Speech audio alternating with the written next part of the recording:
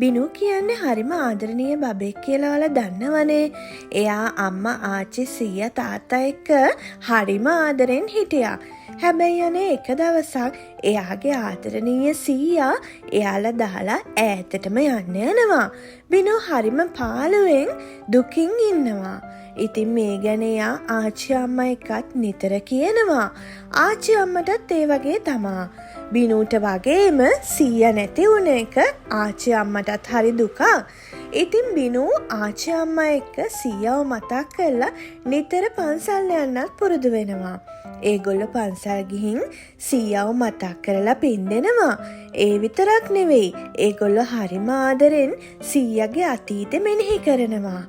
ඉතින් ආච්චි හැම වෙලේම කියනවා අපි අතරින් ගොඩක් ආදරණීය අය ඈත් වුණාට එයාලා අපිත් එක්ක හැමදාම හදවතේ ජීවත් වෙනවා කියලා. හැමදාම එයාලා අපිට කවි කතන්දර කියලා දෙනවා කියලා. ඒ වගේම හීනෙන් එයාලා අපි ළඟට ඇවිල්ලා ආදරණීය මතක අලුත් කරනවා කියලා. ඉතින් බිනු මේ කවි කතන්දර මුලින්ම සීයාගෙන් තමයි ඉගෙන ගත්තේ. සීයා නැති වුණාට පස්සේ එයා ආච්චිගෙන් මේ කවි කතන්දර ඉගෙන ගත්තා.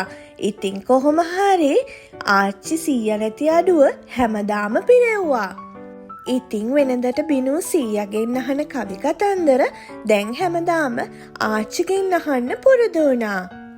ආච්චිත් සීයා නැති අඩුව බිනුට දැනෙන්න දුන්නේ.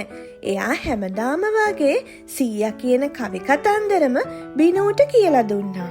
බිනු හරි ආදරණීය බබෙක් හින්දා ඒ කවි කතන්දරවලට එයා හරිම ආසයි. ආච්චි කියනකොට අහන් ඉන්න එයා තවත් ආසයි. ඉතින් බිනු වෙනද වගේම සීයා නැති වුණත් සීයාගේ මතක එක්ක ආච්චි අම්මයි තාත්තයි එක්ක සතුටින් හිටියා. ඉතින් ඔයාලත් පුරුදු වෙන්න.